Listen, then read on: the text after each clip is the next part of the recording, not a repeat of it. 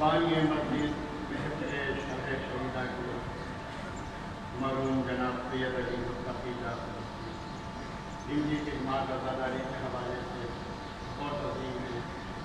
ان کی بلندی درجات کے لیے اظہار عقیدت کے عنوان سے نشات پیش کرتا ہوں. اس سے پہلے امام زمانے کی خدمت میں امام حسین علیہ السلام نے کہا ساری حقیقتوں کی حقیقت حسین ہے, ساری حقیقتوں کی حقیقت حسین ہے, قلب حسینیت کی مودت حسین ہے, قلب حسینیت کی مودت حسین ہے. داخل ہوئے یہ کہہ کے حرم کر و بلا میں, داخل ہوئے یہ کہہ کے حرم کر و بلا میں, اسلام کی بقا کی ضمانت حسین ہے.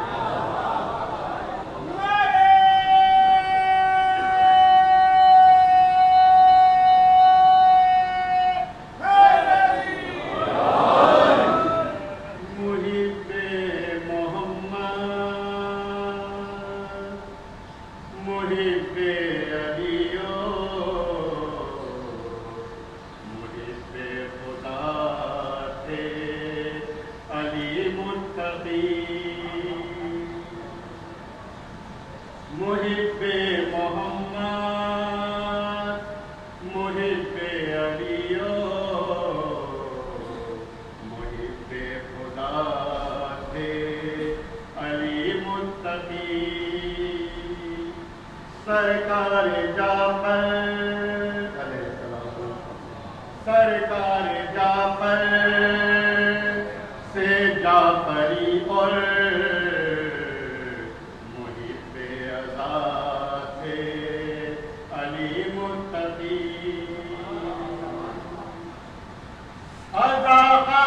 شہر کا گھر میں سجایا, یوں سمجھو کہ گھر کو جنت بنایا. آغا خانہ شہر کا گھر میں سجایا, یوں سمجھو کہ گھر جنت بنایا. بانی مجلس فرش ادائے شہ کربلا سے علی متقی. علم با وفا کا کہے گا ہمیشہ, یہ درس وفا کہ ہر دم نگاہوں میں بے شک اہل نظر کے بہت باوفا تھے علی متقی. نگاہوں میں بے شک اہل نظر کے بہت باوفا تھے علی متقی. عزائے حسینی کی تربیت یوں سکھا کر گئے ہیں بچوں کو اپنے, ادا کر گئے حق اس طرح اپنا کہ حق آشنا تھے علی متقی. فرش ادائے شاہ خدا کے محافظ بنے بے خوف و خطر, یوں مثل امیر مختار جیسے بلند حوصلہ تھے علی متقی.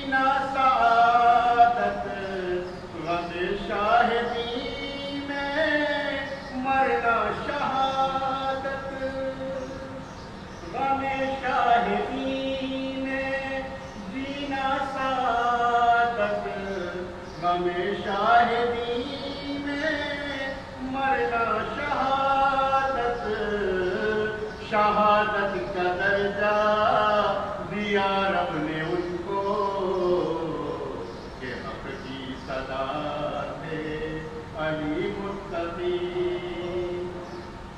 یقیناً لہد سے گئے کربلا کو مولا علی کے ہمراہ کیوں کے، غم شاہدی میں ہر لمحہ ہر پل بہت غم زدہ تھے علی متقی۔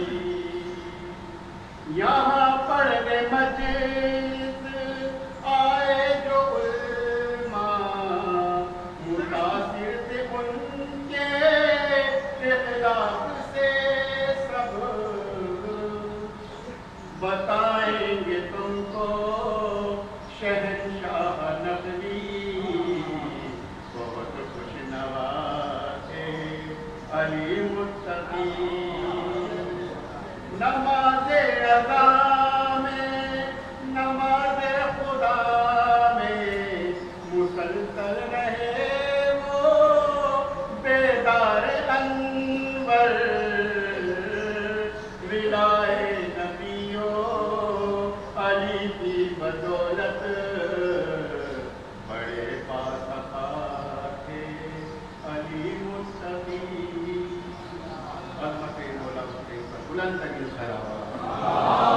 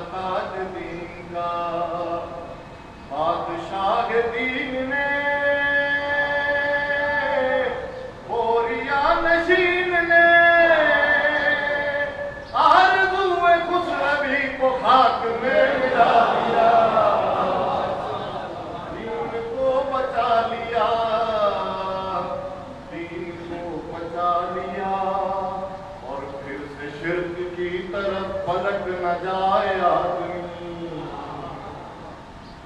راہ مستقیم سے بھٹک نہ جائے آدمی، پھر سے شرک کی طرف پلٹ نہ جائے آدمی، راہ مستقیم سے بھٹک نہ جائے آدمی، وہ شاہ تشنہ کام نے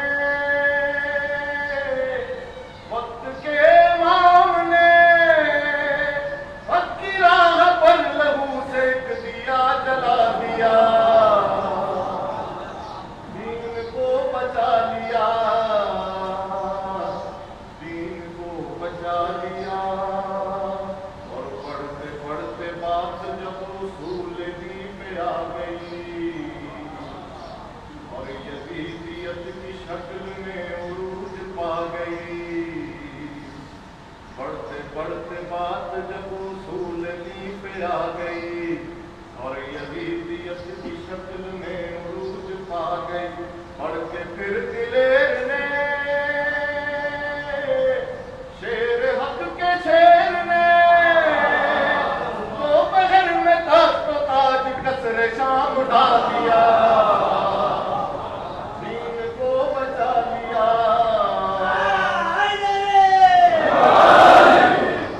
اور ہلکے بے زبان سے ظلم کی کمان توڑ دی، شہر کے گلو سے خنجروں کی دھار موڑ دی، نازش حیات نے فخر کائنات نے سر کٹا کے آدمی کا سر بلند کر دیا، دین کو بچا لیا،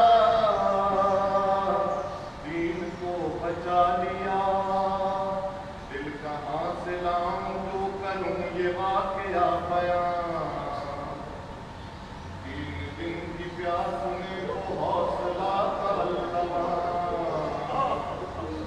دل کہاں سے لاؤں جو کروں یہ واقعہ بیان، تین دن کی پیاس میں وہ حوصلہ کلوا، ظلم کے اسیر نے رنویک صغیر نے مسکرا کے فوج شام کو رلا رلا دیا، دین کو بچا لیا، دین کو بچا لیا، لاکھ جان و دل نثار سید انام پر، رو دیا فلک بھی بے کسی تشنہ کام پر، لاکھ جان و دل نثار سید انام پر، رو دیا فلک بھی بے کسی تشنہ کام پر، اپنے محجبین کو دل برے حسین کو کھینچ کر گلے سے تیر جب گلے لگا دیا، دین کو بچا لیا، دین کو بچا لیا، اور دفن کر چکے جو پارے جگر کو شاہدی، قبر پر چھڑکنے کو ملا ناب جب کہیں، دفن کر چکے جو پارے جگر کو شاہدی، قبر پر چھڑکنے کو ملا ناب جب کہیں، تو شاہد الملول نے دل برے بطول نے لہد بے زباں کو اپنے آنسوؤں سے تر کیا، دین کو بچا لیا، دین کو بچا لیا، فاطمہ کے چین نے علی کے نور عین نے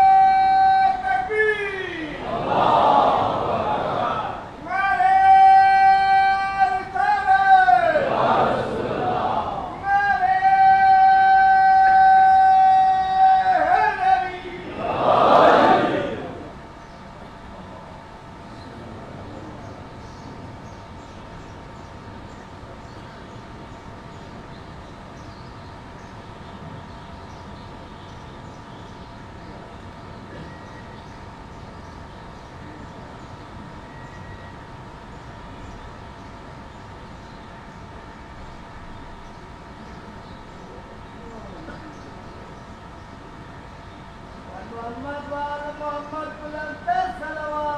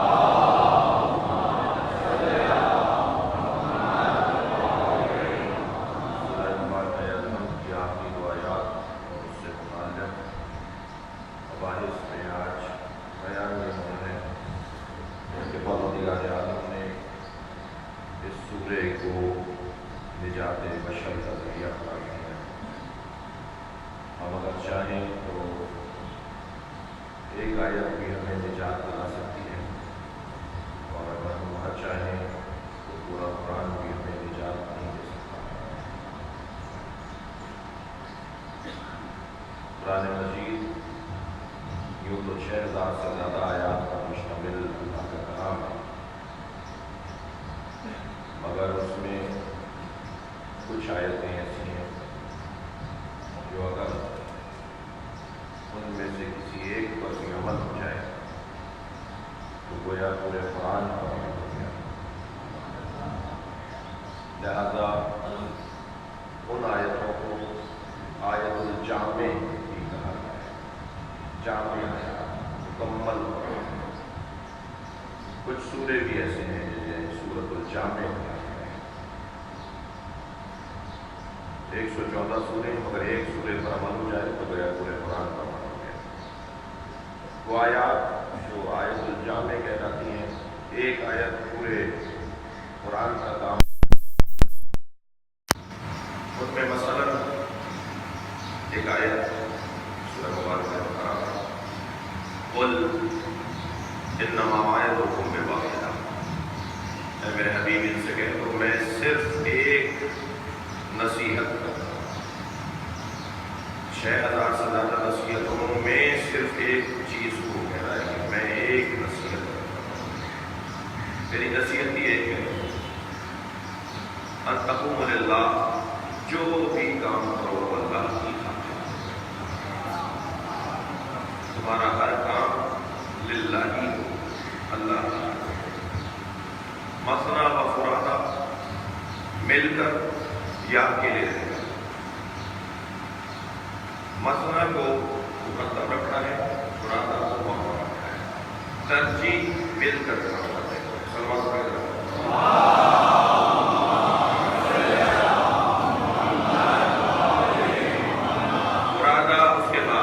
پہلے کوشش کرو کہ کچھ اور دوست بھی ہو جائیں، کچھ اور ساتھی بھی ہو جائیں، ایک اجتماعی کام ہو جائے۔ لیکن اگر ایسا نہیں ہو پا رہا ہے، دو لوگ نہیں مل رہے، چاہے وہ سمجھنا بھی کہا ہے جی، ثلاثہ رباع، جتنی میں بھی اس نے کہا ہے دو اگر مل جائے، دوسرا ایک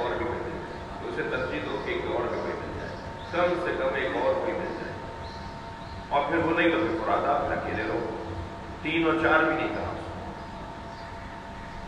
اجتماعیت کو ترجیح دو. اگر ایسا نہ ہو تو پھر خدا کا کام ہو جائے. کام اللہ کی خاطر ہونا چاہیے. ویسے بھی عزیزہ گرامی تجربہ ہم ہزاروں دفعہ کر چکے ہیں. اب اللہ کے علاوہ جس کو بھی راضی کرنے کی کوشش کرتے ہیں وہ تو راضی ہوتا نہیں ہے, دوسرا اور ناراض رہتا ہے. اسے راضی کرنے کی کوشش کی, ساری محنتیں, ساری دولتیں, سرمائے, وقت لگا دیا. بالآخر اس نے آخر میں یہی کہا کہ ان کا تو یہ مطلب تھا, بھائی ہمارا مطلب تو آپ کو راضی کرنا تھا مگر آپ راضی نہیں ہو رہے. اور دوسرا ناراض کیوں ہو رہا ہے کہ بہنیں راضی کر رہے تھے, مجھے تو نہیں راضی کر رہے. وہ جو الا بذکر اللہ تطمئن القلوب والی آیت ہے, وہ بھی آیت جامع ہے. اسے بھی فریم کروا کے گھر میں لگانے کا آتے جاتے اس آیت پر بھی نگاہ پڑے تو میرے مزاج پر فرق پڑے گا, میری عادتوں میں پڑے گا. الا بذکر اللہ تطمئن القلوب, کیا اللہ کے ذکر کے علاوہ کوئی اور ذکر ہے جو دلوں کو اطمینان عطا کرے؟ سب سے پہلے تو میں مطمئن ہو جاتا ہوں جب میں اللہ کا ذکر, اور اللہ ذکر سے بھی مراد, میرے ساتھی جانتے ہیں کہ یہاں ذکر سے مراد یا اللہ یا اللہ یا اللہ یا اللہ یا اللہ پکارنا ہی نہیں ہے, یہ ذکر لسانی ہے. اور ابا کا کہنا ہے یہ تو بہت ابتدائی چیز ہے, یہ بڑا آسان کام ہے, یہ بہت سستا کام ہے, اس پہ کچھ لگتا ہی نہیں ہے. یہ ذکر لسانی یہ انتہائی آسان کام ہے جس پر مسلمان تیار نہیں ہوتا.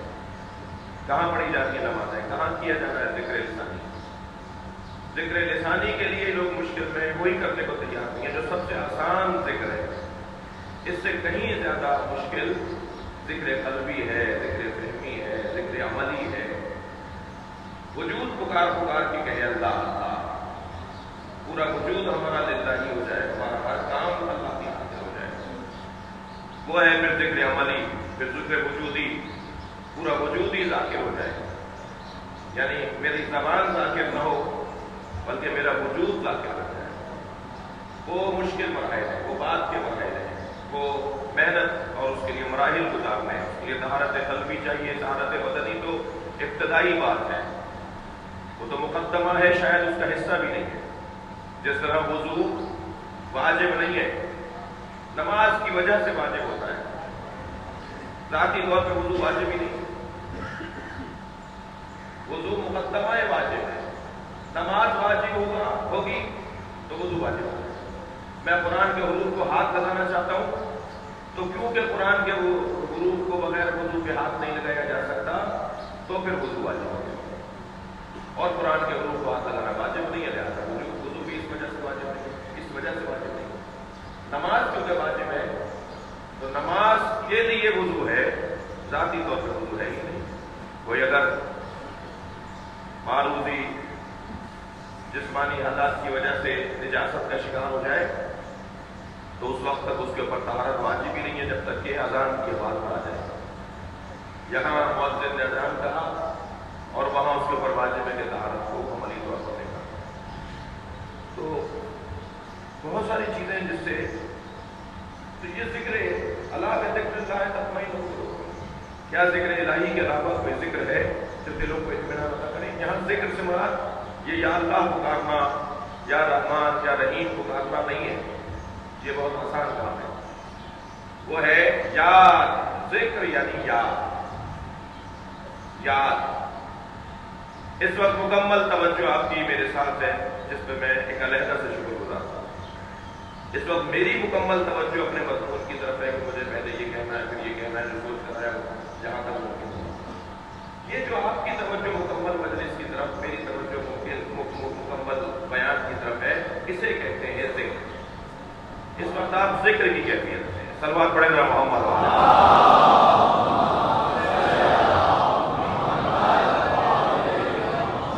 یعنی یاد, مکمل توجہ.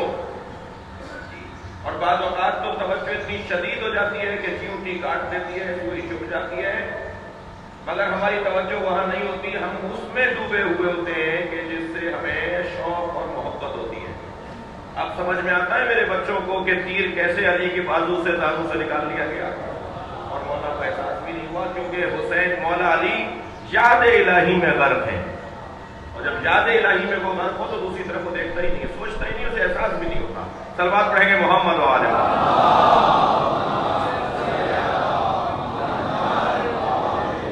अला बिज़िक्रिल्लाह तत्मइन्नुल क़ुलूब। यहाँ जिक्र से मुराद याद है, तवज्जो तवज्जो। ये आयत करीमा अन तक़ूमु लिल्लाह मसना व फ़ुरादा अला बिज़िक्रिल्लाह। ये आयत ये आयातुल जामी है। एक और आयत भी है, पिछले साल ये मैंने कहा था कि हमने बहुत अच्छे अच्छे तोहरे, बहुत अच्छी अच्छी सीनरियाँ अपने घरों में लगाई हुई हैं और होनी चाहिए रौनक के लिए। लेकिन इस आयत को भी जो सूरह तकबीर की आयत है, इसे भी फ्रेम करवा के खुशखती से लिखवा के अपने घर में लगाने की जरूरत है। आते जाते इस आयत के ऊपर निगाह पड़े। गुजारिश कर रहा हूँ जो अहले ज़ौक़ है, और इंशाअल्लाह कभी ऐसा भी होगा कि मैं किसी के घर जाऊँगा तो खासतौर पर मुझे कोई दिखाएगा कि मौलाना ये हमने लगा लिया है, इंशाअल्लाह होगा। तो वो आयत है सूरह तकबीर की आयत। फ़अैना तज़हबून, मुख्तसर तरीन आयत है, लंबी आयत भी नहीं है, 2 लफ्ज़ों पर मुश्तमिल है। फ़अैना तज़हबून एक सवालिया कलिमा है और एक फेल है। कहाँ जा रहे हो? तर्जुमा है कहाँ जा रहे हो? आते जाते कुरान की आयत पे निगाह पड़ेगी, अल्लाह पूछ रहा है कहाँ जा रहे हो? जवाब है तो जाओ, वरना कहाँ जा रहे हो? सलवात पढ़ ले मेरा मोहम्मद वाले।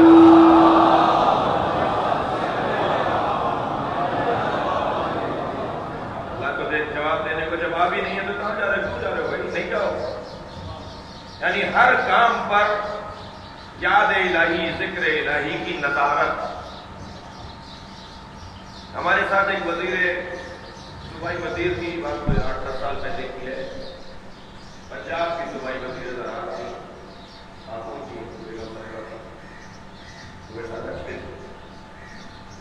तो जब मुज़दलिफ़ा में कंकरियाँ भी तय हो जाओ, तो इस्तेमाल से उस साल 8-10 लोग थे इसी तरह। तो मैंने एक और वज़ीर साहब थे, वो मर्द थे, मैंने उनसे कंकरियाँ जो पैसे करेगा कि कैसा लग रहा है? ज़मीन पे बैठे हुए थे और कंकरियाँ बीन रहे थे। मुज़दलिफ़ा से जमरात शैतान को मारने के। वो पता है कि 8-10 गाड़ियों का सफर उनका होता था, बड़ा प्रोटोकॉल और बड़ी से उनकी हैसियत थी। कहने कैसा लगता है? कहने लगे अल्लाह ना कर आ रहा है, इतना कभी ज़लील नहीं हुआ जितना इंसान नहीं हुआ। और मुझे तो ऐसा लगता है कि ये हज का फलसफा ही है कि हम जैसे यहाँ आए। मैंने कहा जी हाँ, पैसे वालों को और सेहत वालों को ही अल्लाह बुलाता है। सलवात पढ़े जरा मोहम्मद वाले।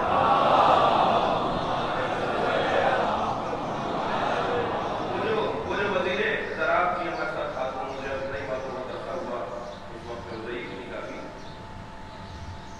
मुझे कहने लगी जब मैं ऑफिस जाऊँगी तो एक प्रोग्राम रखूँगी कि सब्जी के बाहर 3 सूखों पढ़ाए जाए, अंदर आते हुए 3 सूखों को कंकर मार के मैं कहा ये सब्जी अंदर है, ताकि शैतान को बाहर छोड़ पड़े। क्या याद इलाही, जिक्र इलाही। फ़अैना तज़हबून, कहाँ जा रहे हो? कहाँ जा रहे हो? क्यों जा रहे हो? तो कुरान पूछ रहा है भाई। अज़ीज़ान गिरामी, ऐसे ही सूरतुल जामे भी है, जैसे आयातुल जामे, ऐसे सूरतुल जामे भी। कुछ सूरह हैं जो मुकम्मल है। अलबत्ता ये गलतफहमी ना हो कि वो सूरह मुकम्मल है तो फिर और कुरान की जरूरत नहीं है। नहीं, कुरान का एक हर्फ भी हम कम नहीं कर सकते, कुरान के एक हर्फ से भी हम हाथ नहीं उठा सकते। हम हाथ उठाना भी चाहेंगे तो हम अपने आप से हाथ उठाने होंगे, कुरान का कुछ नहीं बिगड़ेगा। इसलिए कि अल्लाह ने वादा किया है कि मैंने इसे नाजिल किया है, हम ही इसकी हिफाजत करेंगे। हम इसे नाजिल करने वाले हैं, हम ही इसकी हिफाजत करने वाले हैं। तो कुरान तो खत्म नहीं होगा, कुरान में कोई तब्दीली नहीं आएगी इंशाअल्लाह, अल्लाह ये चाहता है। मगर वो जो सूरतुल जामे है उनमें से एक सूरह मुबारक है वल अस्र है। ये सूरतुल जामे है। वल अस्र इन्नल इंसान लफी खुस्र इल्ला लल्लज़ीना आमनू व अमिलुस सालिहात व तवासौ बिल हक़ व तवासौ बिस सब्र। अल्लाह ज़माने की कसम खाकर, अस्र मुस्तफ़ा की कसम खाकर, लम्हात की और वक्तों की कसम खाकर, ये जो लम्हा आपका मेरा इस वक्त यहाँ गुजर रहा है, ये जो सात मेरी और आपकी यहाँ गुजर रही है, ये हमारे 24 घंटे पे डालेगा। वो जो एक मरतबा आप हज करने गए थे और तवाफ करते वक्त एक आपकी कैफियत हुई کربلا گئے تھے اور کربلا میں امام حسین کی زری پکڑ کر ایک مرتبہ مناجات کرتے ہوئے کیفیت تاری ہوئی تھی، وہ کیفیت آج تک غالب ہے. وہ ایک لمحہ، وہ ایک وقت، وہ ایک کیفیت وہ حاکم ہو جاتی ہے. وہ میری ممکن ہے 80 سال کی زندگی پر حاکم رہے. اس لیے اللہ عصر کی قسم کھا رہا ہے، وقت کی قسم کھا رہا ہے، لمحات کی قسم کھا رہا ہے. تم اپنے اوقات میں کوئی ایک وقت ایسا تمہاری زندگی میں آ سکتا ہے جو تمہارے اندر انقلاب کرے آئے.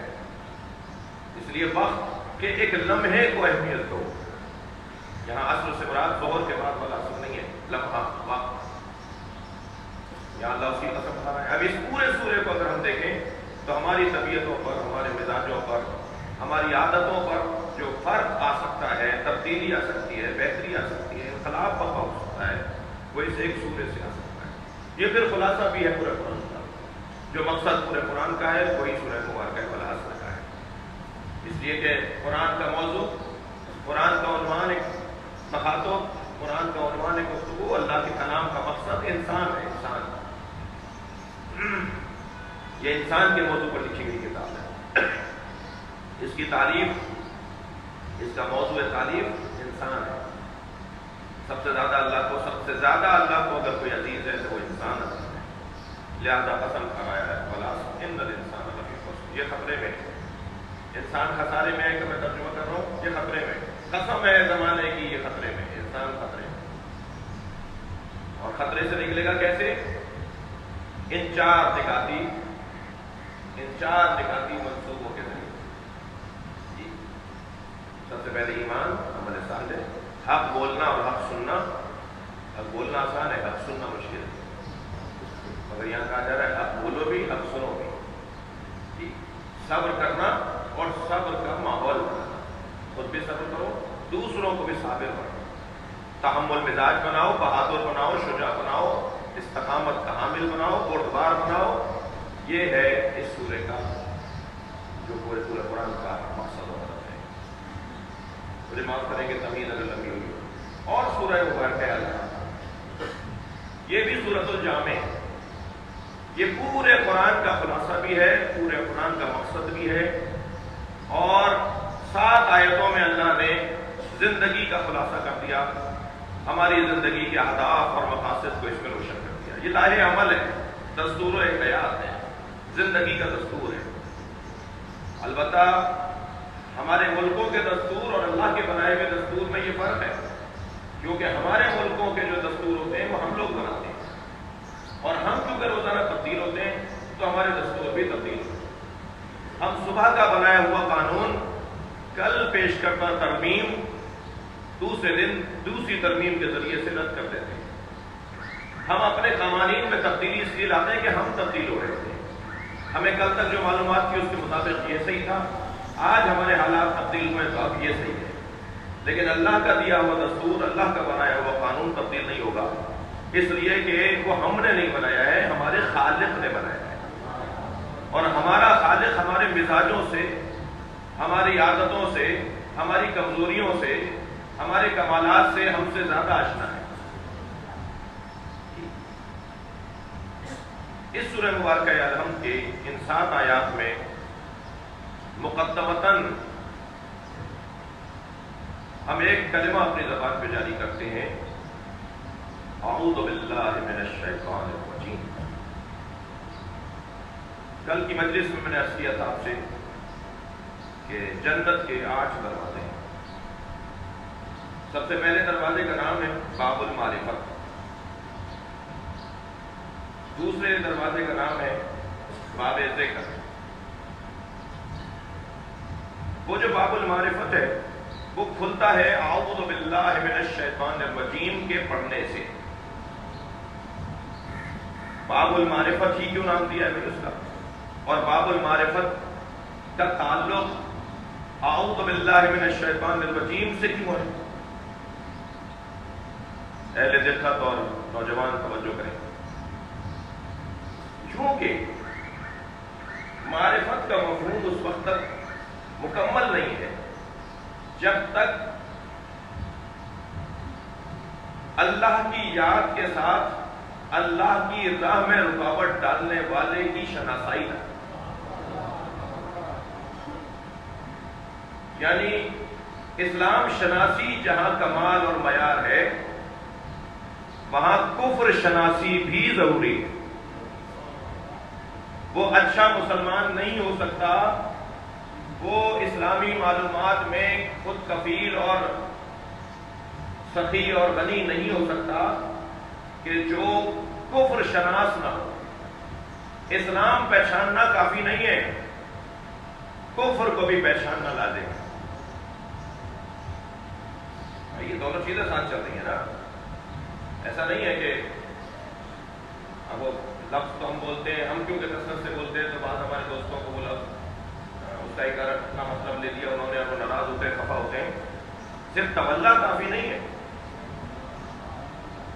تولا کافی نہیں ہے، اس کے ساتھ تبرہ بھی.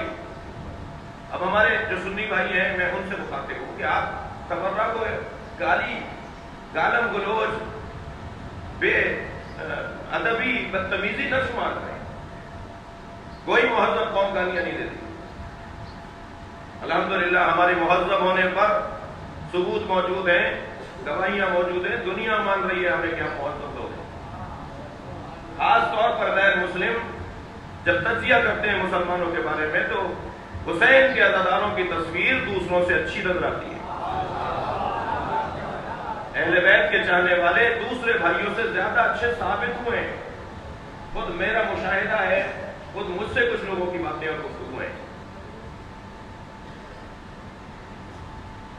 عمومی گفتگو ہے اس لیے مجھے ایک مثال دینے دیجیے. ایک صاحب مجھے بتا رہے تھے کہ کچھ لوگ پاکستان آئے سرکاری طور پر، ان کی سیر و تفریح یا ان سے متعلق جو مسائل ان کی رہائش کے تھے، ان کی ذمہ داری فلاں صاحب کے پاس تھی. جو صاحب بتا رہے تھے، کہنے لگے کہ ایک دن ہم کراچی کے کچھ مقامات انہیں دکھانے کے لیے نکلے. بات پرانی ہوگی، آج کل کی نہیں ہوگی، ورنہ تو آج کل شاید ہی کوئی افسر اپنے مہمان کو کہیں لے کے نکلے. تو کہنے لگے کہ 12 سے 1 بجے کا ٹائم تھا، دوپہر کا ٹائم تھا. تو کہنے لگے کسی مقدس جگہ پر لے جاؤ، ہماری دعا کا وقت ہو گیا ہے. تو ہم نے ایک مسجد کے سامنے گاڑیاں روک دیں. وہ اتر کر گئے، واپس آ کے فوراً ہی واپس آ گئے. کہنے لگے کہیں اور لے جاؤ. پھر ایک اور جگہ ہم نے مسجد پہ گاڑی روکی، پھر وہ اتر کے گئے، واپس آ کے بیٹھ گئے. کہنے لگے کہیں اور لے کے چلو. تو وہ صاحب کہنے لگے جی آپ بتائیے آپ کو کہاں جانا ہے؟ یہ ہماری مسجد ہے، یہاں ہم دعائیں پڑھتے ہیں، یہاں ہماری عبادت کی جگہ ہے. آپ نے کہا تھا کہ عبادت کرنی ہے، دعا کرنی ہے، تو آپ کو ادھر لے آیا. تو انہوں نے کہا نہیں، وہ جو جھنڈے والی مسجد ہوتی ہے نا، وہاں لے کے چلو، وہ مارنے والے لوگ نہیں ہوتے. یہ غیر مسلم، وہ یہودی تھے، یعنی یہ لوگ نہیں مارتے، یہ تنگ نظر نہیں ہوتے. ہمارے یہاں تو اگر کوئی سنی بھائی مسجد میں آ جائے تو ہماری تو عید ہو رہی ہوتی ہے. ہم تو چاہتے ہیں کہ بھائی چائے بھی پلاؤ، اس کو کھانا بھی کھلاؤ. کبھی ایسا صلوات پڑھ لیتے محمد و آلہ.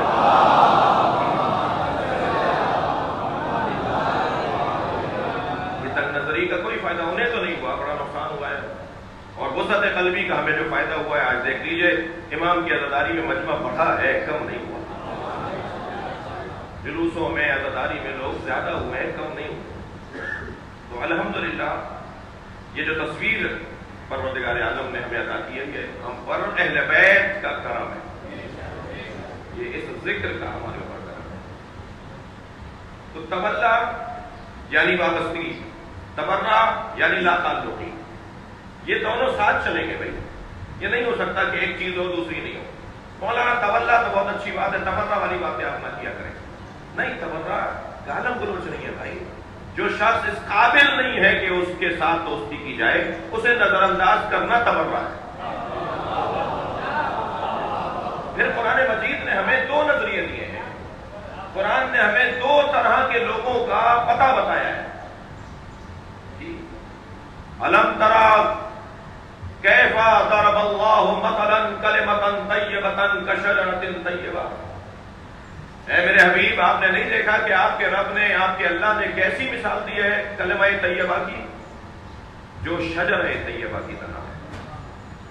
اصلها ثابت، شجر طیبہ کی صفات، اصلها ثابت وفرعها فی السماء. شجر طیبہ کی پہلی صفت یہ ہے کہ اس کی جڑیں بڑی مضبوط ہوتی ہیں. وفرعها فی السماء، اور اس کی شاخیں آسمانوں میں ہوتی ہیں. کبھی کسی درخت کی شاخیں آپ نے آسمانوں میں دیکھی ہیں؟ درخت تو جتنا باردار ہوتا ہے اتنا زمین کی طرف پھر پلٹتا ہے نا. یہ کون سا درخت ہے جو قرآنی درخت ہے؟ یہ قرآنی درخت ہے. قرآن نے ایک درخت بنا بتایا ہے. یہ کون سا درخت ہے جس کی شاخیں آسمانوں میں جا رہی ہیں؟ میرے معصوم امام ارشاد فرماتے ہیں اس کی جڑیں زمین میں ہیں مگر شاخیں آسمانوں میں ہیں. یہ تمہیں بتانے کے لیے کہ یہ وہاں سے بھی جڑا ہوا ہے اور یہاں سے بھی جڑا ہوا ہے.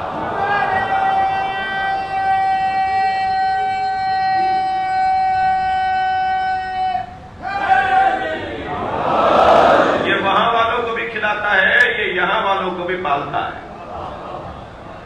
شجرتن, اور یہ اس کی جو شاخیں آسمانوں میں ہیں, پھر اس کے بعد اس کی صفت بڑی عجیب بڑی حسین صفت, تؤتی اکلہا کل حین, یہ شجرہ طیبہ ہر موسم میں پھل دیتا ہے. کبھی ایسا نہیں ہوگا کہ اس کے پاس جائیں گے تو یہ پھل نہیں دے گا. یہ دینے والا ہے, ہر حال میں دے گا. ان کے ہاتھوں میں رسیاں بندھی بھی ہوتی ہیں تب بھی رسیاں کھلوا رہے ہوتے ہیں. یہ خود اسیر ہوتے ہیں تو لوگوں کو رہائی دلوا رہے ہوتے ہیں. اللہ اکبر. ہر حال میں تؤتی اکلہا کل حین بإذن ربہا. پھر اس کے بعد شجرہ خبیثہ کے وَمَثَلُ كَلِمَةٍ خَبِيثَةٍ كَشَجَرَةٍ خَبِيثَةٍ, اور شجرہ خبیثہ کی بھی ایک مثال ہے, کلمہ خبیثہ کی بھی ایک مثال ہے جو شجرہ خبیثہ کی طرح ہے. اس کی کیا صفت ہے؟ اس کی صفت یہ کچھ تسقط من فوق الارض, یہ زمین کے اوپر سے اگتا ہے. اس کی جڑیں نہیں ہوتی, زمین کے اوپر سے اگتا ہے. زمین کے اوپر سے کیسے اگے گا؟ معمولی سی کھاد اگر کہیں پڑی بھی ہو اور اس پہ ایک چھینٹا پڑ جائے پانی کا تو ایک پودا سا اگاتا ہے, اور وہ اتنا بے قرار ہوتا ہے. یہ میں نہیں, قرآن کہہ رہا ہے کہ یہاں سے ہوا کا جھونکا آیا تو وہاں جا پڑتا ہے. یہی قرآن کہہ رہا ہے کہ یہ کچھ تسقط من فوق الارض, یہ زمین کے اوپر سے اگتا ہے. یہ شجرہ خبیثہ ما لہا من قرار, اور اسے کوئی قرار نہیں ہوتا. روزانہ رنگ بدلنے والے, روزانہ ڈھنگ بدلنے والے, روزانہ حلیے بدلنے والے, روزانہ طریقے بدلنے والے, روزانہ عقیدے بدلنے والے. جیسے اقبال کہہ رہے ہیں حقیقت ابدی ہے مقام شبیری, بدلتے رہتے ہیں انداز کوفی و شامی.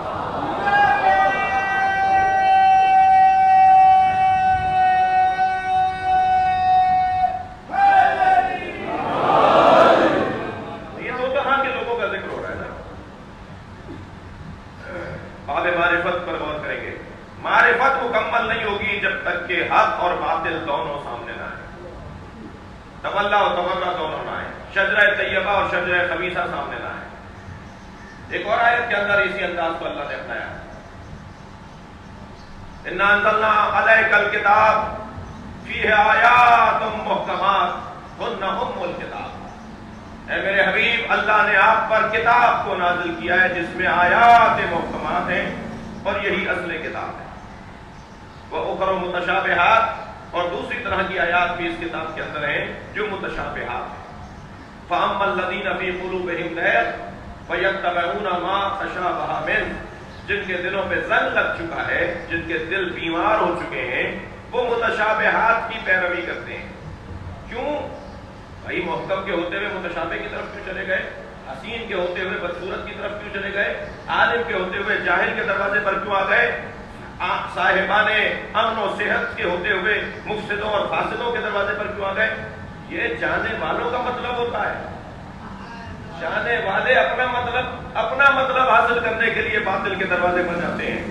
کل قیامت میں شیطان پکار کے کہے گا میں نے نہیں کہا تھا میرے پاس آؤ, یہ آئے تھے میرے پاس. ہاتھ اٹھا لے گا شیطان ان لوگوں سے.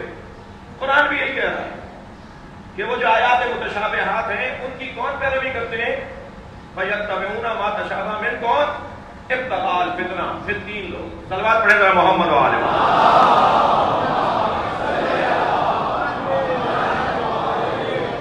فتنہ پرور لوگ متشابہات کے دروازے پر جاتے ہیں. ابتغاء الفتنہ و ابتغاء تاویل, اور اپنے پسند کا دین بنانے والے, اپنے مطلب کا دین بنانے والے, دین سے اپنا مفاد لینے والے لوگ وہ ہیں جو متشابہات کے دروازے پر جاتے ہیں. دو طرح کے لوگ بتاتی ہے, دو طرح کی آیات. تفسیر میں جب ہم جاتے ہیں حضرت امیر المومنین مولا علی علیہ السلام سے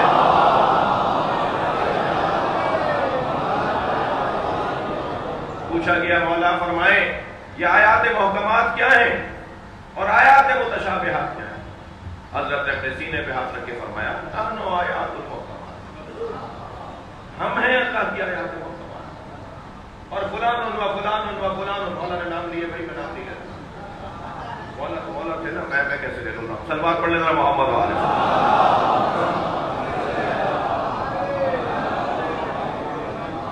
فلان نام، حضرت نے نام لے کر کہا یہ سارے لوگ متشابہات، تم اگر مجھے چھوڑ کر اس طرف جاؤ گے تو تمہارا ایک مطلب فتنہ اور ایک مطلب اپنے پسند کا دین ہوگا، وہاں نہیں جاؤ۔ قرآن نہیں ہے، آیات محکمات ہے، شجرہ طیبہ، شجرہ۔ اسی طرح اعوذ باللہ من الشیطان الرجیم، بسم اللہ سے پہلے قلب کی طہارت ہو، پھر اس قلب طاہر کے اندر پاک ظرف ہے، پاک مظروف ٹھہر پائے گا، ورنہ پاک مظروف نہیں ٹھہر پائے گا اس نجس ظرف کے اندر۔ پہلے طہارت، پہلے تنزیہ ہے، یزکیہم پہلے ہے، یعلمہم بعد میں۔ صلوات پڑھیں ذرا محمد علیہ۔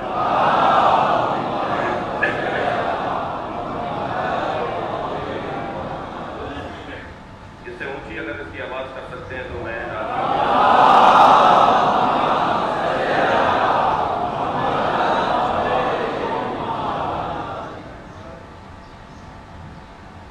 گلا بہت چھوٹا نہیں ہے، 4 اشرے ہیں،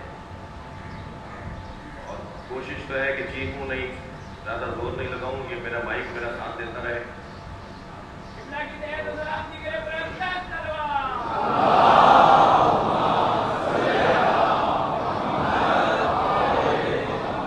اور جس معنی میں کہہ رہا ہوں اسی معنی میں جملہ لیا جائے گا کہ کوئی شوق بھی نہیں ہے کہ ایک سے زیادہ اشرے پڑھوں، میرا تو اگر میرا بس چلے تو میں ایک ہی اشرا، مگر ہمارا بس کہاں چلتا ہے، کبھی فلاں کا فون آتا ہے، کبھی فلاں بزرگ آ جاتے ہیں، فلاں شخصیت آ جاتی ہے، تو اور چاروں اشرے والے چاہ رہے ہیں کہ میں ان کا پڑھوں، اس وقت 4 اشرے ہیں نا، وہ چاروں یہ چاہ رہے ہیں میں آئندہ انہیں کا پڑھوں، دوسرا نہ پڑھوں، تو یہ کیسے ممکن ہے؟ صلوات پڑھیں ذرا محمد علیہ۔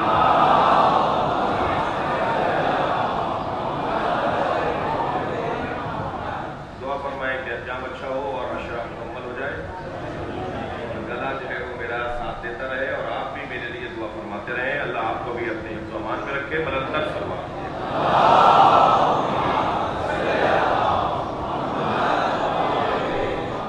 اعوذ باللہ من الشیطان الرجیم، باب معرفت کھلے گا اس کلمے کے پڑھنے سے۔ لفظ اللہ، اعوذ باللہ، تعویذ الہی، اللہ کے حوالے کرنا، شیطان کی سے بچ کر خود کو اللہ کے حوالے کرنا، یا اللہ تو ہمیں سنبھال لے تاکہ یہ ہمیں ہماری طرف نہ پڑ سکے، ہم اپنے آپ کو تیرے حوالے کر رہے ہیں۔ بچہ جب بچے سے لڑ رہا ہوتا ہے اور ایک بچہ دوسرے بچے پہ جب غالب آ رہا ہوتا ہے تو وہ بچہ دوڑ کر اپنی ماں سے لپٹ جاتا ہے اور پھر دوسرے آواز لگا کے کہتا ہے آپ کرو کچھ کرنا ہے تو آپ بتاؤ کچھ کر سکتے ہو۔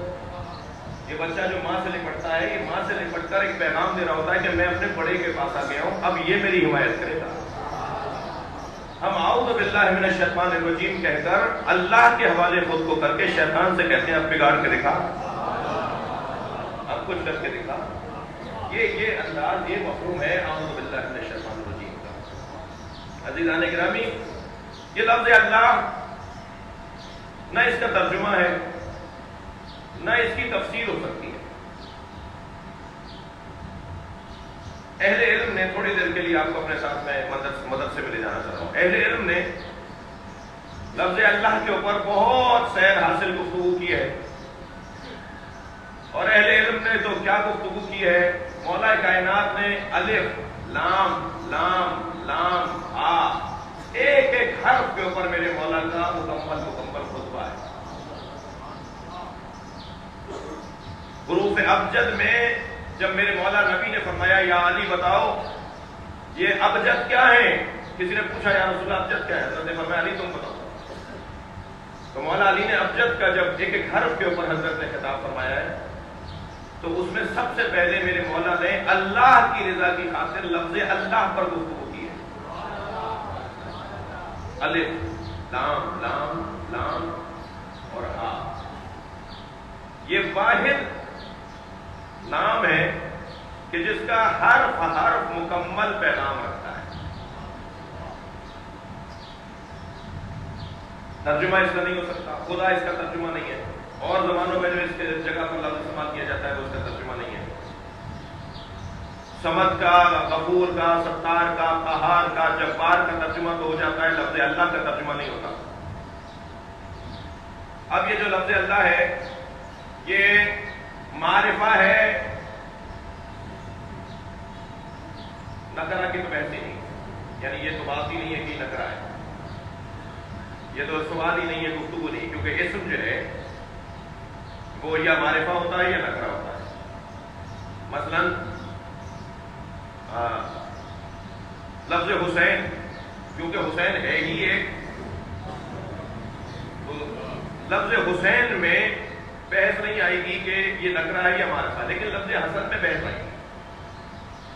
لفظ حسن میں، اسم میں حسن، یہ جو حسن نام ہے اس میں بحث آئے گی کہ یہ والا حسن جو لکھا ہوا ہے یہ معرفہ ہے یا نکرہ ہے.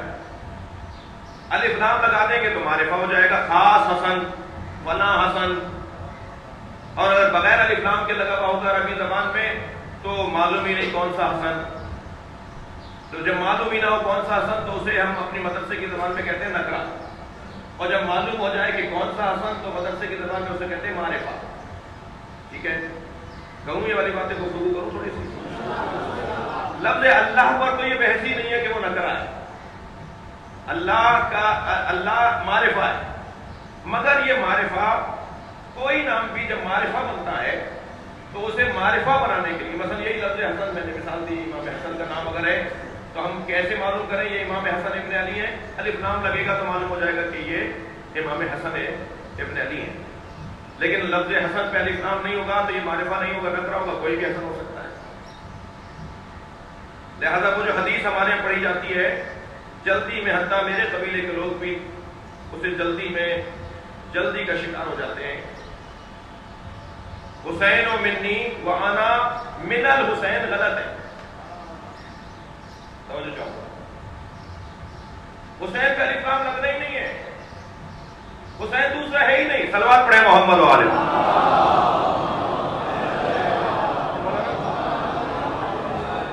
دقت فرما رہے ہیں حسین و منی، سرکار فرما رہے ہیں حسین مجھ سے ہے، وانا من حسین ہے. صحیح حدیث ہے وانا من حسین، من الحسین نہیں، مگر پڑھا جاتا ہے. اب یہ جو لفظ اللہ ہے یہ ہے معرفہ.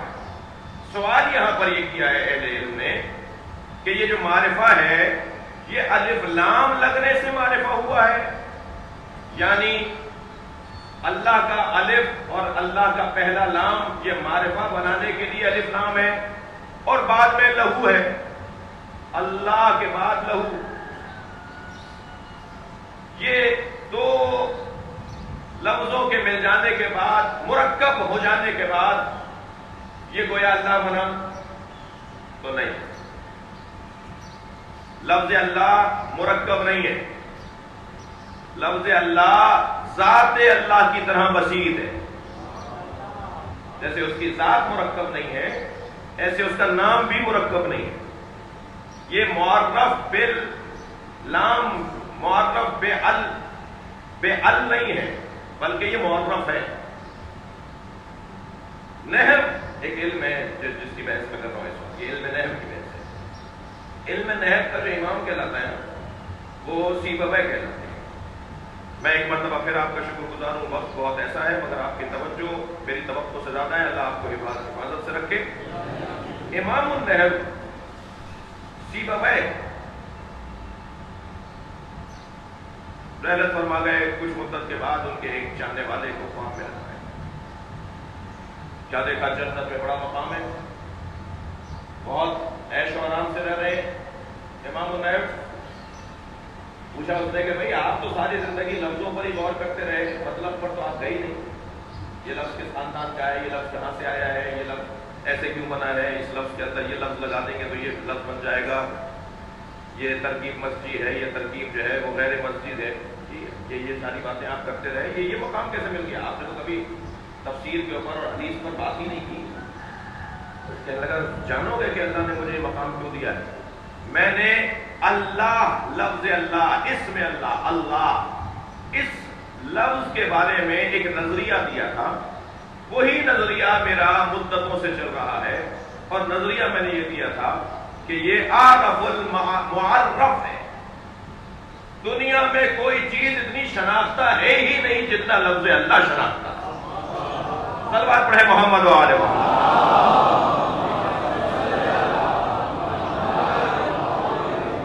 میں نے یہ نظریہ دیا تھا.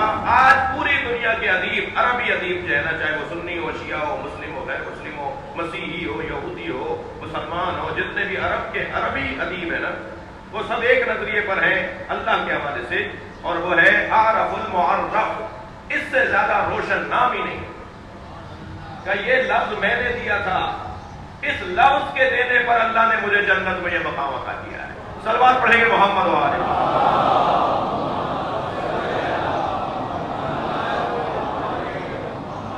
یہ لفظ اللہ، اللہ کو بڑا پسند ہے. یہ لفظ اللہ رسول اللہ کو بہت پسند ہے.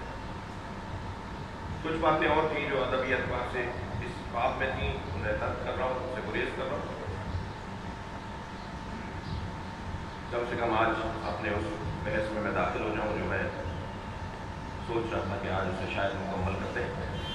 سب سے پہلا دروازہ جس پر انسان پہنچے گا، اس دروازے کے اوپر لکھا ہوا ہے باب المعرفت. یہ باب المعرفت اس کے لیے کھلے گا جو یعوذ باللہ من الشیطان الرجیم کا عامل ہوگا. ہمارے ایک لفظ عامل کا استعمال ہوتا ہے، ہمارے یہاں تو شوقی ہے وہی بھی عامل ہوتا ہے. یہ عامل کا لائن ہے، عامل جس نے اس لفظ کو، اس جملے کو، اس بات کو ہضم کر لیا، اس کا وہ مجسم موجود ہو چکا ہو، عامل ہو چکا ہو، اسے سمجھ لیا اس نے. اعوذ باللہ من الشیطان الرجیم کا عامل یعنی اللہ سے قرب، شیطان سے دوری. اللہ سے قرب، شیطان سے دوری، بار بار قدم قدم پہ شیطان سے دوری. اس کیفیت سے گزرنے والا وہ ہے جو عامل ہے اس کلمے کا. اس کے لیے دروازہ کھل جاتا ہے، اور وہ باب معرفت ہے. اس باب معرفت کے بعد جو دوسرا دروازہ ہے وہ باب الذکر ہے، جو کھلتا ہے بسم اللہ الرحمن الرحیم کے عامل ہو گئے. باب ذکر پر بھی کچھ لکھا ہوا ہے، میں اس کروں گا. پھر تیسرا دروازہ جو کھلتا ہے وہ باب شکر کہلاتا ہے. وہ باب شکر ان کے عاملوں اس کے لیے کھلتا ہے جو الحمدللہ رب العالمین کا عامل ہوتا ہے. یہ کون سا؟ باب شکر. تیسرا دروازہ باب شکر. چوتھا دروازہ وہ ہے عزیزان گرامی باب رجا. الرحمن الرحیم کے عاملوں کے لیے کھلے گا باب رجا، امید کا دروازہ. حق تو نہیں رہے میری باتوں سے کہ اس مجلس میں گردن بھی بہت درد ہو گیا، مجھے پتہ ہی نہیں چل رہا کہ میرے سے راضی بھی ہیں آپ.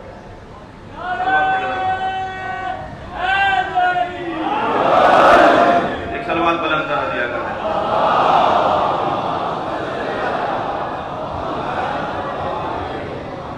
میں تو اپنے طور پہ کوشش کر رہا ہوں کہ میں اپنے مضمون سے جو ہے جو صلوات پڑھنے ذرا محمد آ رہے ہیں.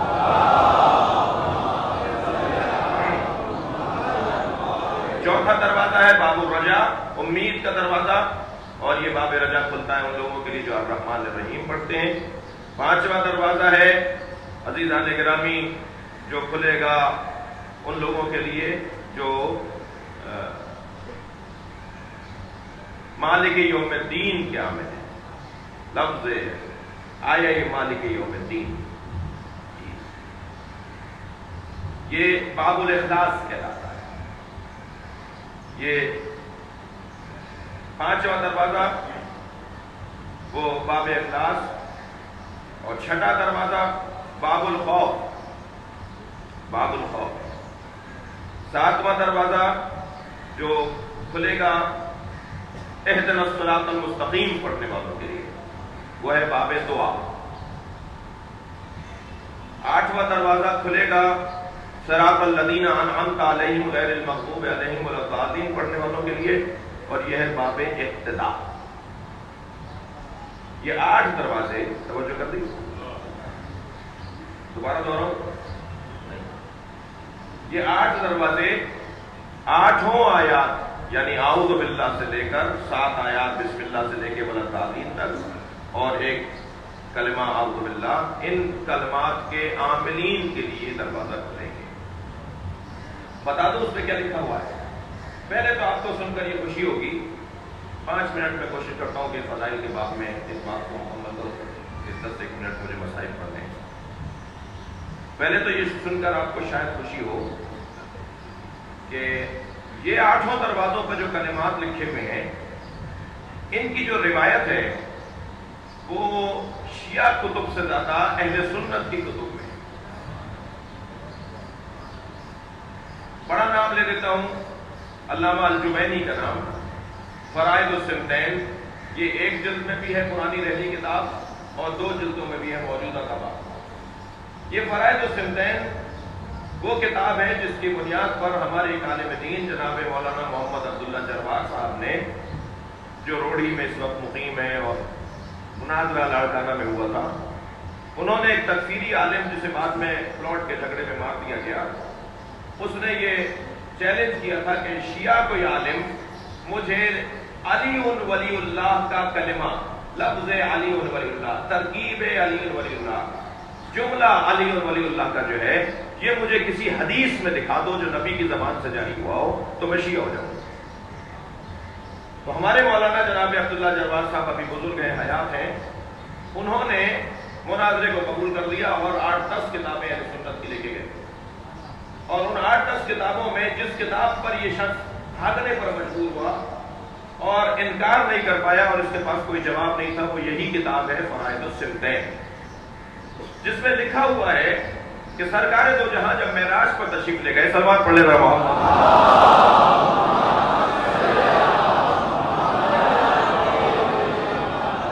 پہلے تو مجھے تسلی دیں آفسوں والے لوگ کہ 10 منٹ لیٹ ہونا آج مسئلہ تو نہیں ہے، 2-4 ہی بسم اللہ بولے ہیں، میں کیا کروں؟ اگر سب راضی ہیں تو بلند سلوات دیا کریں۔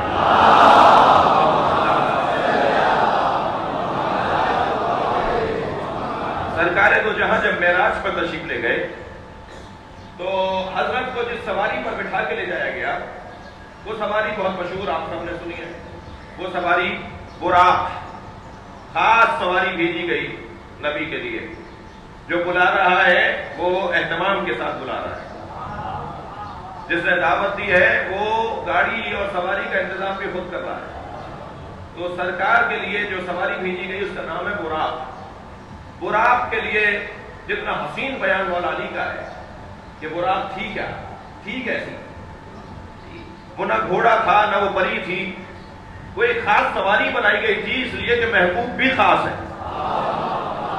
اور مولا علی کا بڑا حسین جملہ ہے، وہ فرماتے ہیں، مولا فرماتے ہیں براق کے بارے میں کہ اللہ نے اپنے نبی کے لیے یہ سواری خاص بنائی تھی، اس کے بعد اسے کسی کو استعمال کرنے کی اجازت نہیں دی گئی، اور یہ رکی رہے گی جب تک محشر نہیں آ جائے، اور سرزمین محشر پر قیامت کے میدان میں نبی کو جس سواری پر بٹھا کے لایا جائے گا، اللہ اکبر، وہ براق ہوگی۔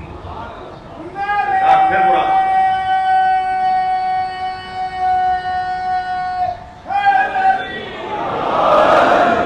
آئی ہے سرکار مکے میں، مکے سے آپ کی معراج ہو رہی ہے، اور یہ بھی واضح ہے بات کہ معراج سرکار کو 100 سے زیادہ مرتبہ ہوئی ہے۔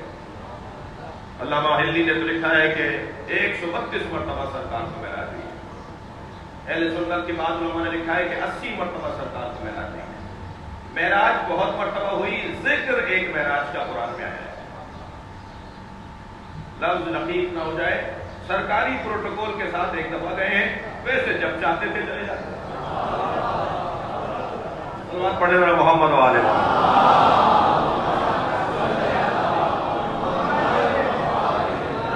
براق پر سرکار کو بٹھا کے لے جایا گیا، یہ براق چلی، یہ اڑی، یہ چلی، یہ جیسے چلی، ایک مرتبہ ایک ایسی سرزمین پر پہنچی جس سرزمین پر ایک بدنما بد شکل نبی کو آوازیں لگا رہا تھا. حضرت نے سوال کیا یہ جگہ کون سی ہے؟ کہا یا رسول اللہ یہ ایک سرزمین ہے جس پہ کچھ لوگ آباد ہیں، اس کا نام آج تک طے نہیں کیا گیا ہے. کہا یہ کون ہے جو یہاں مجھے آوازیں لگا رہا ہے؟ کہا یہ شیطان ہے. تو حضرت نے فرمایا قم یا ابلیس، نکل اس وادی سے. تو میرے مولا چھٹے امام فرماتے ہیں اس کے بعد سے سرزمین قم کا نام قم پڑ گیا. جو آج قم ہے نا ایران میں، صلوات پڑھے محمد و آلہ محمد. نبی نے اس سرزمین سے شیطان کو بھگایا تھا. حدیث سنانا ہوں آپ کو، یہ روایات سنانا ہوں. سرکار کچھ آگے بڑھے، پہلی منزلوں سے، پہلی مراحل سے گزرے تو آواز دی گئی کہ براق اس سے زیادہ آگے نہیں چل سکتا، براق کے بس کی بات نہیں آگے والی منزلوں میں جانے. تو نبی کے لیے ایک اور سواری بھیجی گئی جس کا نام ہے رف رف. ٹھیک ہے، سرکار کو رف رف پر بٹھا کر لے جایا جا رہا ہے. رف رف کچھ آگے بڑھی تو پھر روک دی گئی کہ اس سے زیادہ یہ نہیں چل سکتی. تو پھر سرکار کے لیے ایک اور سواری بھیجی گئی جس کا نام ہے حرم. میں نہیں دیکھ پہنچا ہوں اس نتیجے تک کہ ہمارے یہاں لفظ جو استعمال ہوتا ہے صلوات پڑھے ذرا محمد و آلہ محمد. کوئی بعید نہیں ہے کہ اس سے تعلق ہو اس کا. حرم یہی تلفظ ہے جو میں بول رہا ہوں. جو تیسری سواری سرکار کو دی گئی اس کا نام ہے حرم. بے ہے تو چشمی رے میں، اسے کہتے ہیں یہ ایک نور کا جھولا نما ایک سواری تھی. جیسے جھولا ہوتا ہے اس انداز کا نور کا ایک جھولا تھا جس میں سرکار کو بٹھا کر معراج کی طرف لے جایا گیا. مگر ایک مرحلہ ایسا آیا کہ جبریل نے کہا یا رسول اللہ اس سے آگے نہ میں جا سکتا ہوں یا نہ یہ بھرم جا سکتا ہے، اب آپ کو اکیلے جانا ہوں. تو سرکار اب اس وادی کے اندر داخل ہوئے کہ جہاں کوئی نبی کے ساتھ نہیں ہے، نہ سواری ہے نہ ساتھ لے جانے والا ہے. سرکار ناسوت سے ملکوت تک آئے، ملکوت سے جبروت تک آئے، جبروت سے عالم ارواح تک آئے، عالم ارواح سے عالم عقل تک آئے، عالم عقل سے عالم احبت تک آئے، عالم احبت سے سدرۃ المنتہا تک آئے. یہ منزلیں تھی سرکار کی. صلوات پڑھ لیں محمد و آلہ محمد.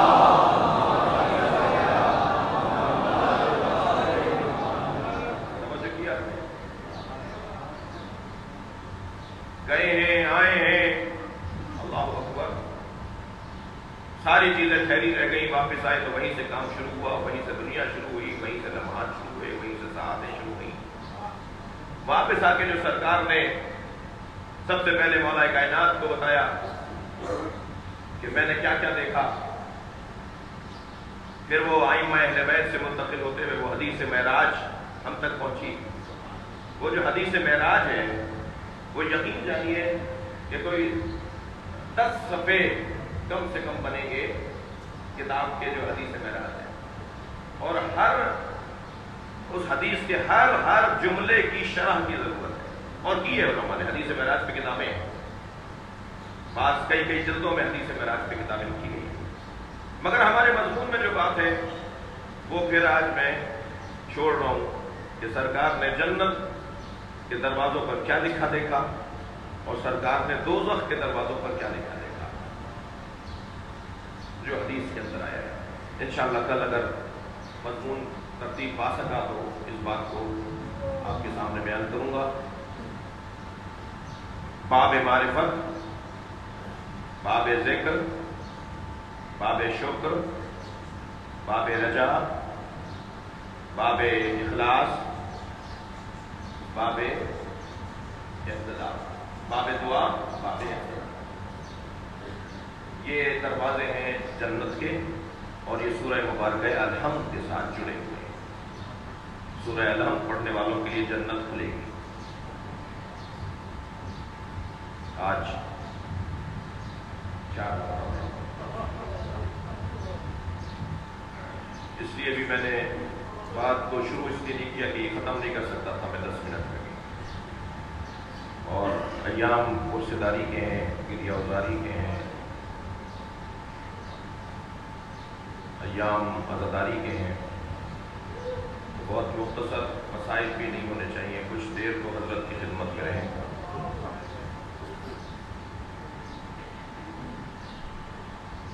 میرے مولا حسین نے سجا سجا کر اہتمام کے ساتھ، انتہائی حکمت کے ساتھ، امامت کی اعلیٰ ترین کیفیت کے ساتھ کربلا بسائی ہے۔ کربلا شاہکار حسینی ہے، کربلا کا خالق حسین ہے۔ کس کو کہاں رکھنا ہے، کس کو کب بھیجنا ہے، کس کا انتظار کرنا ہے، کس کو خط لکھ کر بلانا ہے، کن بیویوں کو ساتھ لے جانا ہے، کنہیں ساتھ نہیں لے جانا ہے۔ اہتمام کا حصہ ہے کہ علی اصغر ابھی شیرخوار ہے، قافلہ تیار بھی ہو جائے تو علی اصغر کے بغیر نہیں جائے گا۔ بہن اسے صغرا سے واپس لے لو۔ ایک بہن ہے جو بھائی کو گودی سے اتار نہیں رہی ہے، چھوڑ نہیں رہی ہے۔ یہ چھوٹا سا، یہ ننھا سا شیرخوار بچہ اپنی بہن کی گودی نہیں چھوڑ رہا۔ کبھی ماں گئی ہے وہ میرا باپ، کبھی پھوپھی گئی ہے، جب کسی کی گود میں نہیں آیا نہیں بچہ، تو امام نے قریب جا کے کان میں کچھ کہا۔ بچے نے ایک مرتبہ ہمک کر بابا کی گودی کی طرف ہاتھ پھیلا دی ہے، بہن کی گودی چھوڑ دی۔ جناب ام سلمہ روک رہی ہیں، محمد حنفیہ فرما رہے ہیں کہ آپ ایسا کر لیجئے۔ عبداللہ ابن جعفر مشورے دے رہے ہیں، اور امام ہر ایک سے کہہ رہے ہیں کہ جو میں جانتا ہوں، جو میں دیکھ رہا ہوں، وہ تم نہیں دیکھ رہے۔ یہ میرا وعدہ ہے، یہ میرا ایک عہد ہے جسے مجھے پورا کرنا ہے۔ سجا رہے ہیں اسے کہتے ہیں۔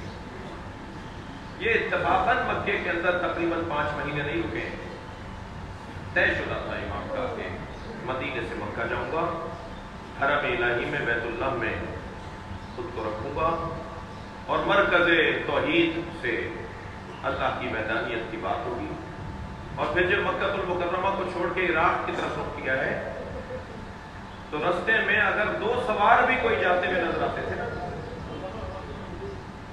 تو حسین ابن علی ان سے ملنے کی خواہش کر رہے تھے۔ کسی امام نے اپنے زمانے کے مسلمانوں کی اور اپنے چاہنے والوں کی اتنی آزمائش نہیں لی جتنی حسین نے لی۔ حل من ناصر ینصرنا کا کیا مطلب تھا؟ یا میری مدد کرو یا دوزخ میں جاؤ۔ آواز سن لی میری بات تم تک پہنچ گئی تو مدد کرو، دوسرا کوئی رستہ نہیں ہے سوائے اس کے کہ مدد کرو یا دوزخ میں چلے جاؤ۔ سخت امتحان لیا تھا امام نے اپنے چاہنے والوں کا۔ اس اعتبار سے اللہ کا شکر ادا کیجئے کہ ہم اس زمانے میں نہیں تھے، نہ جانے کیا ہوتا۔ ہمیں تیاری کا موقع مل گیا، ہمیں سننے اور سمجھنے کا موقع مل رہا ہے۔ میرے مولا کی سواری، میرے مولا کا قافلہ گزر رہا ہے کہ دیکھا کچھ خیمے لگے ہوئے ہیں۔ مولا عباس سے پوچھا، عباس معلوم کرو یہ کون لوگ ہیں؟ حضرت نے معلوم کر کے بتایا، مولا یہ ایک صحابی ہے، ان کا خانوادہ ہے اور ان کے کچھ احباب ان کے ساتھ ہیں، جن کا نام عبداللہ ابن حر جعفی ہے۔ امام نے فرمایا انہیں بلاؤ اور کہو کہ حسین بلا رہے ہیں۔ مولا عباس گئے تو لڑکا میں نہیں ملوں۔ امام نے فرمایا ایک دفعہ اور جا کے کہو کہ حسین بلا رہے ہیں۔ اس نے کہا نہیں، مجھے نہیں ملنا حسین سے۔ نہیں ملے امام حسین سے، حجت تمام ہو گئی۔ امام نے قافلہ آگے بڑھایا۔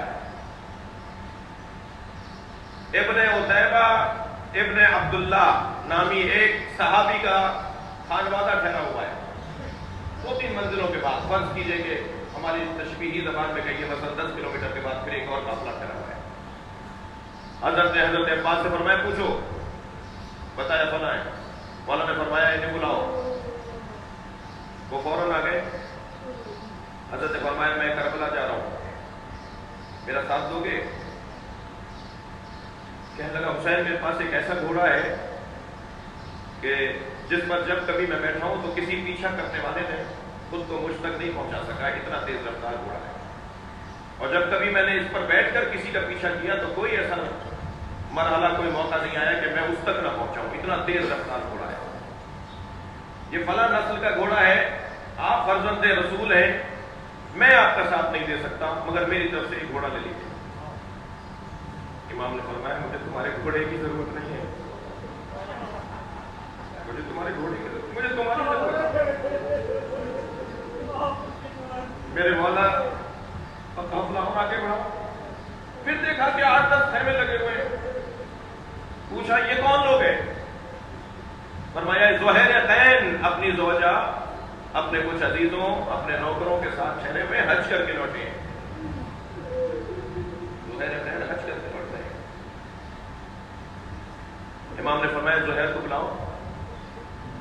جیسے ہی مولا عباس نے خیمے کے قریب جا کے آواز لگائی نا, یا زہیر, تو یہ اپنی زوجہ کے ساتھ کھانا کھا رہے تھے, لقمہ توڑ چکے تھے. پوچھا کون ہو؟ کہا عباس علی ہوں. کہا کون سے علی کے عباس؟ کہا حسین کا بھائی عباس. لقمہ رکھ دیا, باہر آ کے گلے لگایا. آپ کہاں؟ کہ وہ سامنے جو خیمے لگے ہوئے وہاں میرے مولا حسین ٹھہرے ہوئے ہیں اور مولا حسین نے آپ کو بلایا. زہیر فوراً خیمے میں دوبارہ آئے, سر پہ امامہ رکھا, ابا دوش پر لی اور گھوڑے پر بیٹھ کر مولا عباس کے ساتھ اس جگہ پہنچے جہاں امام حسین کے خیمے لگے ہوئے تھے. جیسے ہی گھوڑے آتے ہوئے دیکھے امام خیمے سے باہر آئے. امام نے زہیر کا ہاتھ ایسے اپنے بغل میں یا انداز نے بغل میں لیا, خیمے کے پیچھے چلے گئے. خیمے کے پیچھے جا کر امام نے 2 انگلیوں کے درمیان زہیر کا جنت میں مقام دکھایا. وہ جو میرے ساتھ نہیں آئے نا, ان کا مقام نہیں تھا, وہ تو حجت تمام ہے. تم یہاں ہو, اب چاہو تو لے لو یہ, اور چاہو تو چھوڑ دو, تمہارے لیے طے ہوا ہے, مرضی ہے تمہاری. کہا میں آپ کے ساتھ جاؤں گا, مگر مجھے اتنی مہلت دے کہ میں اپنی زوجہ سے کچھ وصیتیں اور کچھ نصیحتیں کر کے آ جاؤں. پلٹے زہیر اپنے خیموں کی طرف. خیمے میں آئے, زوجہ سے کہنے لگے میں تجھے طلاق دینا چاہتا ہوں. کیوں؟ کہنے لگی کیوں؟ زوجہ کا نام دلہا, زوجہ کا نام لکھا ہے دلہا, جیسے دولہا لکھتے ہیں دلہا. کہنے لگی مجھے طلاق, کیا میں نے برائی کی, کیا میں نے آپ کے ساتھ کوئی تاہی کمزوری میری, کیا ہے میں جو آپ مجھے طلاق دے رہے ہیں؟ کہنے لگے عدت وفات زیادہ ہے, عدت طلاق کم ہے. تو میرے بعد اللہ اکبر, مرنے کے بعد زیادہ عرصے رکو گی, مگر طلاق کے ذریعے سے تمہیں کم مدت میں میری وجہ سے رکنا پڑے گا, اس لیے میں تمہیں طلاق دینا چاہتا ہوں. کہا ماجرا کیا ہے, کیوں یہ مرنے کی اور کیوں یہ طلاق کی باتیں کر رہے ہیں؟ کہنے لگے فرزند زہرا نے مجھے میرا مقام دکھا دیا ہے, میں خسارہ اٹھانے والوں میں سے ہوں گا اگر حسین کے ساتھ نہیں ہوں گا. میں جانا چاہتا ہوں حسین کے ساتھ. تو کہنے لگی کہ پھر آپ مجھے طلاق نہ دیں, مجھے طلاق نہ دیں, مجھے اپنے ساتھ لے جائیں, میں زینب کے ساتھ رہوں گی. اجرکم اللہ, میں نبی زادیوں کی خدمت کروں گی. سنیں گے ستاروں, بڑا سخت مرحلہ ہے جو میں بیان کرنے جا رہا ہوں. زہیر نے کہا اے دلہا, عرب کا پرانا دستور ہے جب مرد مار دیے جاتے ہیں تو عورتوں کو اسیر بنا دیا جاتا ہے. میری ایک حص کہہ رہی ہے زینب اسیر ہوں گی، تم زینب کے پاس نہیں جاؤ۔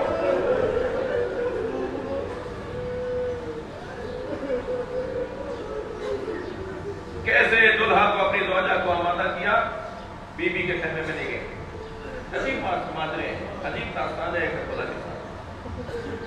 زہیر اپنی زوجہ کو بغیر طلاق دیے ہوئے، وہ راضی نہیں ہوئی، راضی کیا شوہر کو مجھے طلاق دے دو، غلام چھوڑ دیا ان کے پاس، اور زہیر خیر امام حسین کے ساتھ پہنچا ہو گئے۔ کربلا کے میدان میں جن چند لوگوں پر امام فخر کیا کرتے تھے نا، ان میں ایک حبیب، ان میں ایک زہیر۔ اہل بیت میں عباس مولا کی کمر تھے، اور اصحاب میں زہیر اور حبیب مولا کے بازو تھے۔ فخر کرتے تھے حبیب ابن مظاہر پر امام حسین۔ زہیر خین بھائی انہیں خط لکھ کر بلایا حبیب کو، انہیں ڈھونڈ کر لے کر آئے۔ یہ زہیر خین وہی ہے کہ جب امام حسین نماز عصر ادا کر رہے تھے تو امام کی نماز کی حفاظت میں سعید ابن عبداللہ اور زہیر خین دونوں ڈھال اور تلواریں لے کر امام کے سامنے کھڑے ہوئے تھے۔ آتے ہوئے تیروں کو ڈھال سے روکتے تھے، تلوار سے توڑتے تھے یا اپنے بدن پہ لیتے تھے۔ ان دونوں کو بہت تیر لگے، البتہ سعید کو زیادہ زخم لگے، لہذا سعید وہیں شہید ہوئے ہیں۔ زہیر کو جو زخم لگے تھے اس کی مرہم پٹی کی گئی، ان کی تیمارداری کی گئی، اور پھر وہ میدان میں جا کے شہید ہوئے جنگ اور جہاد کرتے ہوئے۔ سعید کو جب بہت تیر لگ گئے اور برداشت کرتے رہے یہاں تک کہ میرے مولا نے سلام آخر کہا، تو جیسے ہی احساس ہوا نا کہ نماز مکمل ہو گئی ہے، پھر اوسان، پھر حوصلہ اور زمین پر گرے تو حسین نے مصلی چھوڑ کر پہلا کام یہ کیا کہ سعید کا سر اپنی گود میں لیا۔ جیسے ہی سعید ابن عبداللہ کا سر حسین ابن علی کی آغوش میں آیا، اجرک اللہ، 4 محرم ہے، اصحاب کا ذکر ہوتا ہے نا آج ہمارے یہاں، امام نے سعید کا جب سر اپنی آغوش میں لیا تو سعید نے سر ہٹا دیا، امام نے پھر اپنی آغوش میں لے لیا، پھر انہوں نے ہٹانا آہستہ آہستہ ہٹانے لگے، تو امام نے دریافت کیا، پوچھا سعید تم اپنا سر کیوں ہٹاتے ہو؟ فرمانے لگے یہ شہزادوں کی جگہ ہے، یہ سکینہ کے بیٹھنے کی جگہ ہے، کہاں زانو حسین اور کہاں سعید کا سر۔ گفتگو کرتے کرتے ایک مرتبہ سعید مسکرانا شروع ہوئے، امام نے فرمایا سعید کیوں مسکرا رہے ہو؟ فرمایا مولا میرے سرحانے رسول اللہ آ گئے، مجھے جنت میں لے جانے کی بشارت دے رہے ہیں۔ پھر کچھ وصیتیں فرمائی اور پھر سعید کی چہرے پر مسکراہٹ کے اثار مسکرانے لگے۔ امام نے فرمایا سعید آپ کیوں مسکرائے ہو؟ کہا مولا میرے سرحانے علی آ گئے ہیں۔ سنیں گے ذرا رو، سنیں گے آپ رو رہے ہیں۔ کچھ دیر کے بعد آنکھوں سے آنسو ٹپکنا شروع، امام نے پیشانی پہ ہاتھ رکھ کے فرمایا سعید تمہیں زخموں کی تکلیف ہو رہی ہے؟ ہماری آنکھوں میں آنسو اس لیے آ رہے ہیں کہ تمہیں زخم بہت لگے؟ فرمان لگے نہیں مولا میرے سرحانے فاطمہ زہرا نے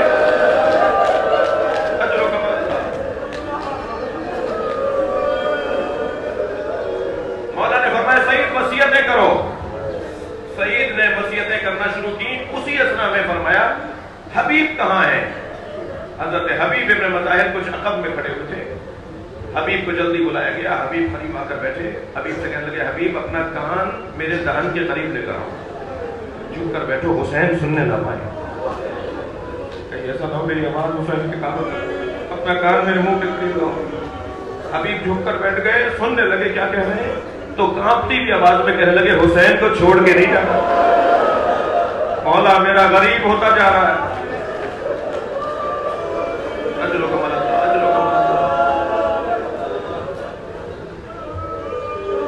کسی غم میں نہ رلائے سوائے غم اہل بیت میں رونے رلانے والوں میں قرار دے۔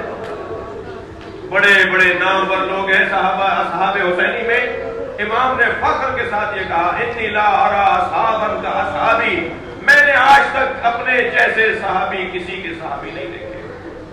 عزیزو ان میں ایک نام، بس 2 جملے سن لیجئے، بہت دیر ہو گئی مجھے معاف کریں گے، ان میں ایک نام اس کا ہے کہ جس کے جنازے پر حسین نے مرثیہ پڑھا ہے، وہ ہے حبیب ابن مظاہر۔ حبیب نے، مختصر کر رہا ہوں، حبیب نے अपनी कुर्बानी दे तो दी मैदान करबला में जाकर, लेकिन जब लाशिम पर हुसैन पहुंचे हैं ना तो मरसिया पढ़ते हुए आंखों में आंसू भर के इमाम ने फरमाया, या अल्लाह मैं हुसैन गवाही देता हूँ ये एक रात में कुरान पढ़ लेता था। या अल्लाह ये हाफिज कुरान था, ये आमिल कुरान था। या अल्लाह ये मेरा बचपन का दोस्त था, मैंने इसे हमेशा इबादत इलाहिया में पाया है। अज़ादारो बयान तो मुकम्मल हो गया, मगर मजलूमियत इमाम सज्जाद भी सुनते जाइए। जब ये काफिला कूफे से गुजरने लगा, एक एक जालिम के हाथ में नेज़े, नेज़ों पर सर, शोहदा के सरों को नेज़ों की अनियों पे चढ़ाया हुआ था। कासिम इब्न हबीब इब्न मज़ाहिर, हजरत हबीब इब्न मज़ाहिर का बेटा कासिम, जो करबला में शहीद नहीं हुआ, बाबा के साथ नहीं आया था, उसने कुली से पढ़कर कहा, ये सर मेरे बाबा का है, मुझे दे दे। कुली ने कहा, मुझे दरबार शाम से इनाम मिलना है, मैं किसी को नहीं दे सकता। का जो इनाम वहां मिलेगा वो मैं देने को तैयार हूं। का नहीं, यहां वहां सर पहुंचाने, गिनतियां होंगी सरों की, मैं नहीं दे सकता। सुनेंगे अज़ादारो, ये काफिला कुछ आगे बढ़ा, एक सहरा से गुजर रहा था। कासिम इब्न हबीब ने अपने 10 नौजवान दोस्तों के हमरा खूली पर हमला किया। सरे हबीब इब्न मज़ाहिर लेने में कामयाब हुआ और अपने दोस्तों से कहता हुआ जा रहा था कि जिसका जवान बेटा जिंदा हो उसके बाप के सर को नौ के नेजा पर नहीं उठाया जाता। ये जुमला इमाम सज्जाद के कानों तक पहुंचा। इमाम का हाल मुतगय्यर हो गया, बेड़ियां संभाल के बाबा के सर के करीब आए। बाबा ये सच कहता है, जवान औलाद को ये गवाना नहीं।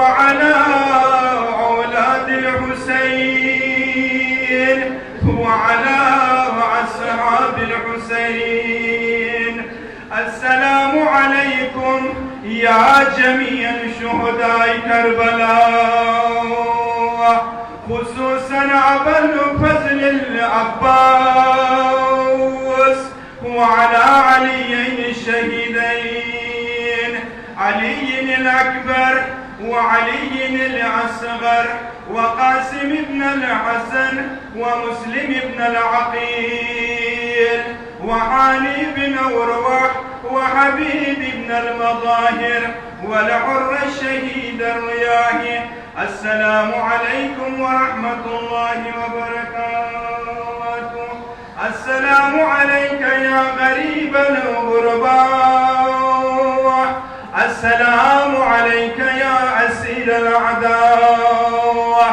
السلام عليك يا سلطان العرب والعجم، يا أبا الحسن علي بن موسى الرضا، ورحمة الله وبركاته. السلام عليك يا صاحب العصر والزمان. السلام عليك يا خليفة الرحمن.